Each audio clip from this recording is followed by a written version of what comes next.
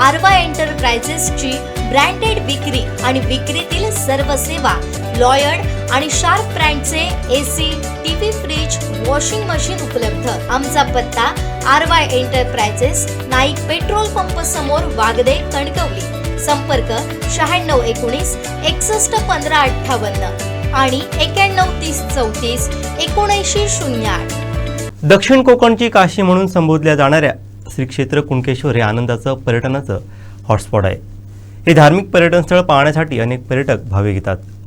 कुणकेश्वर मंदिर परिसरात असलेल्या प्राचीन मंदिराचा आज टप्प्याटप्प्यानं नव्यानं जीर्णोद्धार होतोय।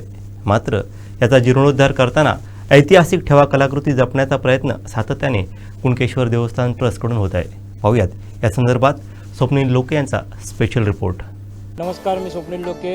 मी आत्ता श्री क्षेत्र कुणकेश्वरमध्ये कोकणची दक्षिण काशी म्हणून श्रीदेव कुणकेश्वरचा उल्लेख होतो। कुणकेश्वरमध्ये पाहिलं तर बारमाही पर्यटक इथे येत असतो। महाशिवरात्री यात्रा असेल, त्याच्यानंतर श्रावण सोमवार असेल, इतर असेल।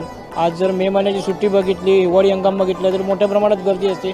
शाळांना देखील सुट्टी पडलेली आहे। आता नुकत्याच झालेल्या आंबा महोत्सवात जे पर्यटन विभागाचे उपसचिव आहेत संजय रोकडे यांनी सांगितलं, कुणकेश्वर हे पर्यटनाचे हॉटस्पॉट आहेत। आपण जे खरंच पाहतोय कुणकेश्वर हे आहेच आणि कुणकेश्वरमध्ये मोठ्या प्रमाणात पर्यटक भाविक दाखल देखील होत आहेत। माझ्यासोबत आहेत देवस्थान ट्रस्ट अध्यक्ष एकनाथ तेली। आपण त्यांच्याकडून जाणून घेऊया काय आहे कुणकेश्वर, कसं आहे कुणकेश्वर आणि काय बदल होणार नेमकं कुणकेश्वरमध्ये। मोठ्या प्रमाणात एक पर्यटनात्मक बदल आता कुणकेश्वरमध्ये होत आहेत। इथे बाजूला पाहिलं तर रेडी टू रेवस हायवे जो आहे त्याचा पूल देखील इथे कुणकेश्वर मंदिराच्या समोरचं काम चालू आहे मोठ्या प्रमाणात। काय सांगाल?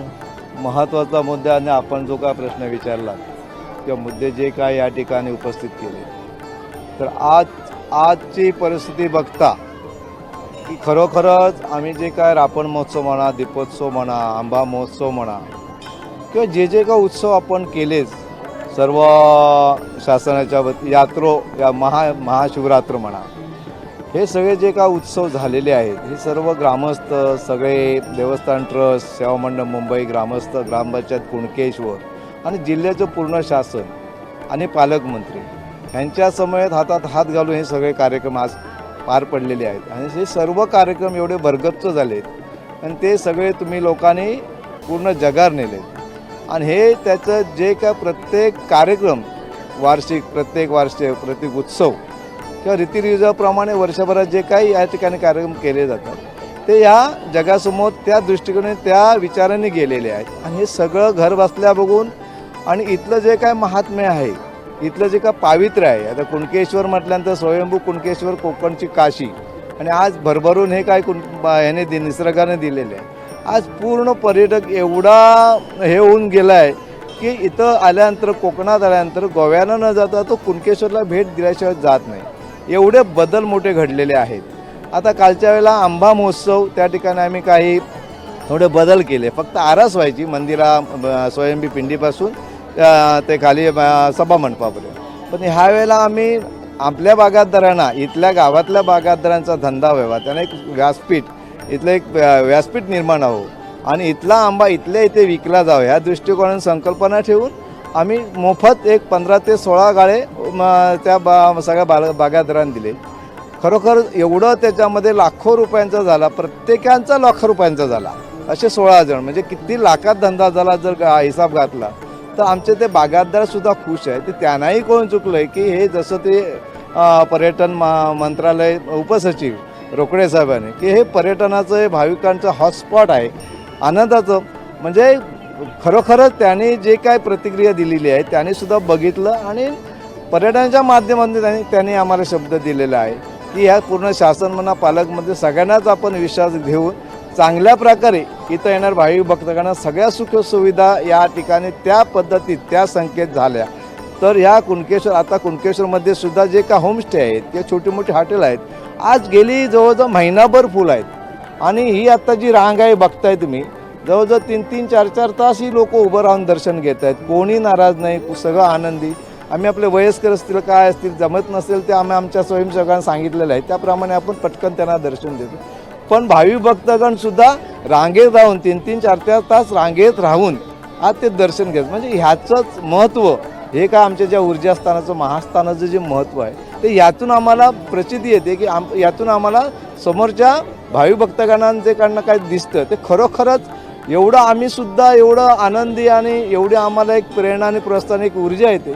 इथं काम करताना सुद्धा अहोरात्र काम करावं, या भाविक भक्तांना सर्वांसाठी चांगल्या पद्धतीने काम करावं आणि सगळ्यांना चांगल्या सुखसुविधा निर्माण करून द्याव्यात. त्या दृष्टीकोन शासनाशी, पालकमंत्र्यांशी, कलेक्टर मॅडम किंवा सर्वच लोकांशी आम्ही सातत्याने संपर्कात आहोत. त्याप्रमाणे काही कामं आज गरजेची आहेत, त्याप्रमाणे लवकरात लवकर मार्ग असतील हेही आम्हाला संबंधितांनी आम्हाला आश्वासित केलेलं आहे.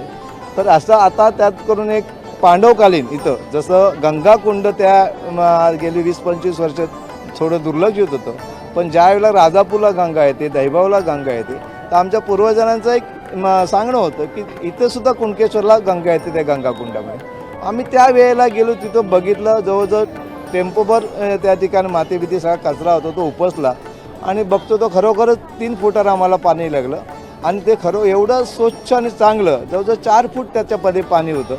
हे सगळं प्रसिद्धी झाल्यानंतर तिथंसुद्धा बघायला भाविक पर्यटक आणि आजच्या भाविक पर्यटकांना जे काय जुनं शिवकालीन किंवा जे काय जुन्या गोष्टी होत्या, आज म्हणतात काय सिमेंटचं सगळं झालेलं आहे, पण आता ज्या काय जुन्या गोष्टी आहेत त्या जुन्या गोष्टी बघण्यासाठीच आजचा भाविक भक्तगण या ठिकाणी येत असतो. आता भैरवाचं मंदिर आपण जर बघितलं तुम्ही, तर आज पूर्ण भैरवाचं मंदिर जांभ्या दगडामध्ये आणि सागवणी लाकडामध्ये आज जर बघितलं तर येतो भाविक भक्त आणि बरोबर येणाऱ्या प्रवेशद्वाराच्या बरोबरच ते तोडणार आहे.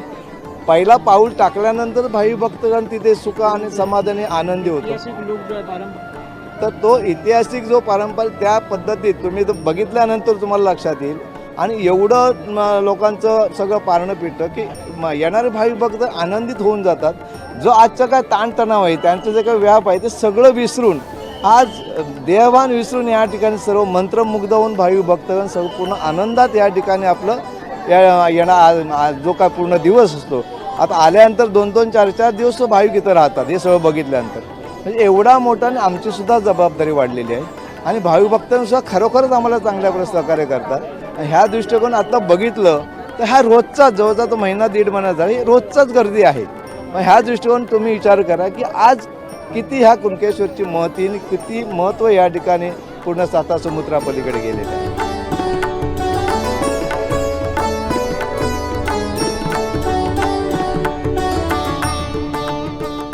कुणकेश्वर हे पर्यटन स्थळ आहे आणि कुणकेश्वर मंदिर परिसरात आजूबाजूला 5 ते 6 प्राचीन मंदिरं आहेत.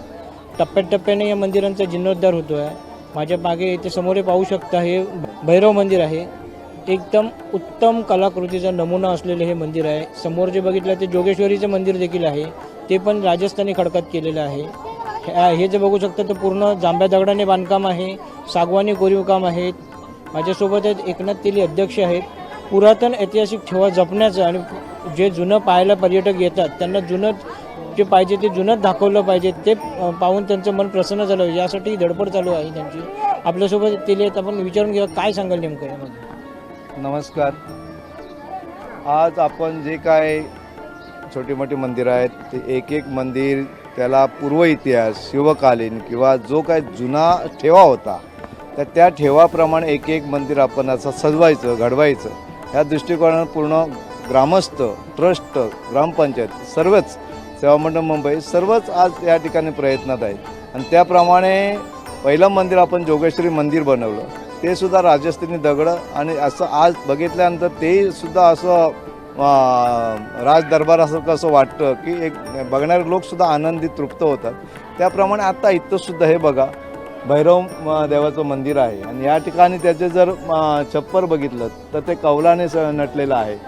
त्याचं पूर्ण जांभ्या दगडामध्ये तिथं बांधकाम केलेलं आहे आणि आतमध्ये जर फर्निचर बघितलात, लाकूडचं कलाकुसरी बघितला तर पूर्ण सागवानीमध्ये लाखो रुपयाचं सागवान त्या ठिकाणी खर्च करून या ठिकाणी सागवानामध्ये एकदम मेस्त्रीकाम जे काय कलाकुसरी आहे, सुप्त गुणांना वाव देण्याचा दृष्टिकोन जो का आहे तो या ठिकाणी पूर्ण त्या कलाकारांनी या ठिकाणी आपले गुण दाखवलेले आहे, सुप्त गुण दाखवलेले आहे. थोडक्यात सांगायचं म्हणजे या जसं हे आहे तसं आज 108 शिवलिंग आहेत. त्याच्यानंतर या ठिकाणी पांडव प्रताप लेणी आहे, पांडव लेणी आहे, तर तीसुद्धा त्या पांडवकालीन पांडवांच्या वेळेला आता 108 आम्ही शिवपिंड म्हणतो किंवा ही जी पांडव लेणी म्हणतो तर त्यावेळेला पांडवांनी त्या ठिकाणी काम केलेलं आहे. म्हणजे हा मोठा इतिहास या आमच्या पवित्र भूमीला या कुणकेश्वराला आहे.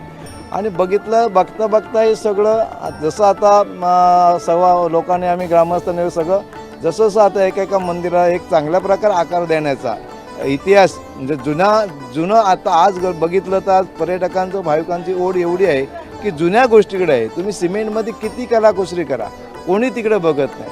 पण आज जुनं ते सोनं आणि सगळं आता तरुण पिढीसुद्धा किंवा येणारे भाविक भक्तगण सुद्धा पर्यटकसुद्धा जेवढं जुनं दिसेल त्या ठिकाणी ते या ठिकाणी धावून जातात.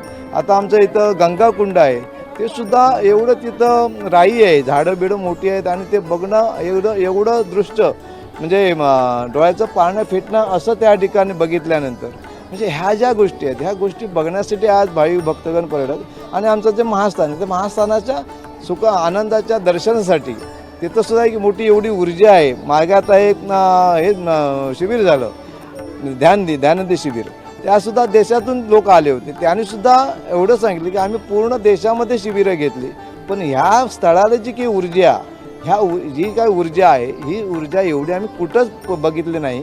आणि इथलं महात्म्य, इथलं ऊर्जास्थान, इथलं प्रेरणा स्फूर्ती देणार जे काय आहे आणि निसर्गाने भरभरून काही दिलेलं आहे ठेवा, खरोखरच पूर्ण जगात नाही अशा प्रकारचे या ठिकाणी दिलेलं आहे. हे त्या लोकांचे शब्द आहेत. म्हणजे अशा प्रकारच्या ह्या गोष्टी आपल्याला सगळ्या बघायला मिळतात. त्याचं स्वामी समर्थ जी ही आहे ते स्वामी समर्थ त्यामध्ये अक्षय दुधाडकर यांनी जे काम केलेलं त्यांनी सुद्धा या ठिकाणी भेट दिलेले आणि त्यांनी सुद्धा अशाच प्रकारचे गौरवोद्गार काढलेले आहेत. म्हणजे प्रत्येकजण येतो तो सांगतो की खरोखरच या ठिकाणी भविष्यामध्ये आनंदाचा महासागर याच्याही पेक्षा फुलणार आहे. येणारा भाविक भक्तगण आनंदाचा आणि सुखसमानाचा सगळं काही घेऊन जाणार आहे आणि त्या दृष्टिकोन आमचे सगळे प्रयत्न चालू आहेत. आता त्यासाठी हे 16 ड्रेस कोड त्याचं आता आम्हालाही भाविक भक्तगणांनी लाईनीत राहून दर्शन घेतातच आहेत, पण ड्रेस कोड जो आता आम्ही जो काय या ठिकाणी चालू केलेला आहे आणि हे बघून इतर देवस्थानीसुद्धा चालू केलेलं आहे, तर त्यासाठी सुद्धा आम्हाला भाविक भक्तांनी चांगलं सहकार्य आहे आणि चांगलं सहकार्य द्यावं ह्या निमित्ताने मी त्यांना आवाहन करतो.